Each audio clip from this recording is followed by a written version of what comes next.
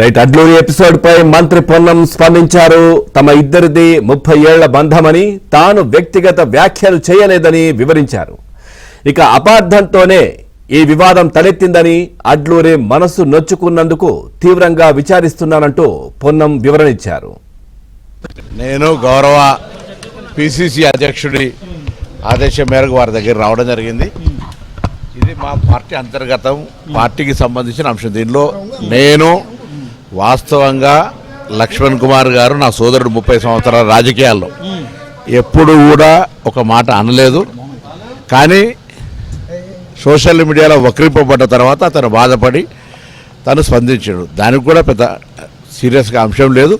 అతను బాధపడితే నేను చింతిస్తాను, విచారం వ్యక్తం చేస్తున్నాను అంత. దానికి దీంట్లో మా ఇద్దరు అన్నదమ్ముల మధ్యలో జరిగినటువంటి అంశంకు దీనికి సంబంధించిన పెద్ద తీసుకోవాల్సిన అవసరం లేదని నేను భావిస్తాను. మిమ్మల్ని క్షమాపణ చెప్పాలని కూడా అన్నదమ్ముల మధ్య అల్టిమేట్ ఏముంటుంది? నేనేమంటున్నా, నేను ఆయనను అననే లేదు.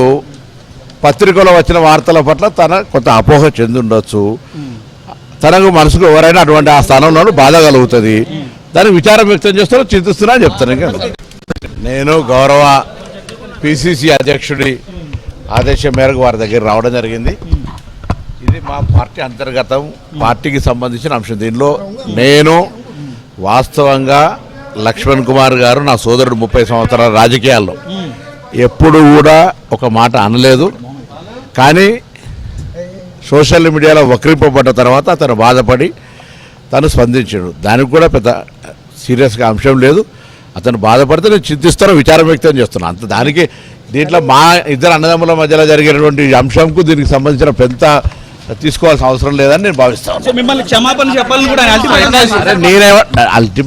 అన్నదమ్ముల మధ్య అల్టిమేట్ ఏముంటుంది? నేనేమంటున్నా, నేను ఆయనను అననే లేదు. పత్రికలో వచ్చిన వార్తల పట్ల తన కొంత అపోహ చెంది ఉండొచ్చు. తనకు మనసుకు ఎవరైనా అటువంటి ఆ స్థానంలో బాధ కలుగుతుంది.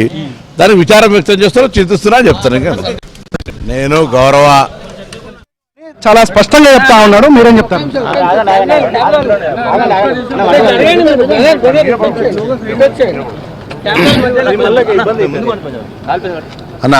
అన్నాడు అనడలేదు అనేది ఆయన విజ్ఞతకు వదిలిపెడుతున్నా అన్న.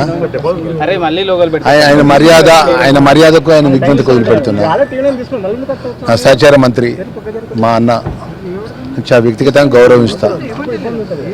ఈరోజు జరిగినటువంటి అంశం లోపల నేనేదో చెప్పింది కాదు, అది ఎంటైర్ మీడియాకు సంబంధించినటువంటి కెమెరాల ముందు జరిగినటువంటి యథార్థమైన విషయం. అది ఆయన విజ్ఞతగా వదిలిపెడుతున్నా. వారు ఇప్పుడు పిసిసి అధ్యక్షులు పిలిచినారు, వారితో మాట్లాడడానికి మీతో ఒకవైపు ప్రకటన ఇచ్చాడు, ఆయన మనసు నొచ్చుకొని ఉంటే అంటే చింతిస్తున్నా అని చెప్తుండే. మరోవైపు అయితే నేనేమీ అనలేదు అంటున్నాడు. ఏం చెప్తారు అసలు? ఆయన విజ్ఞత అది. మీరేం డిమాండ్ చేస్తున్నారు సార్? మీరు పొన్నం ప్రభాకర్ నుంచి మీరేం డిమాండ్? ఒకటి సార్, మీ ద్వారా ఎంటైర్ తెలంగాణ ప్రజలకు ఏదైతే ఒక వర్గంకి వెళ్ళి కష్టపడి వచ్చిన వ్యక్తిగా ఎంటైర్ తెలంగాణ రాష్ట్ర వర్గం అంతా కూడా నా వెంబడి జరిగినటువంటి ఏదైతే ఒక సమస్య మీద నా వెంబడినందుకు వారికి మనస్ఫూర్తిగా నేను ధన్యవాదాలు తెలియజేసుకుంటాను. పార్టీ లైన్ కట్టుబడి ఉంటా.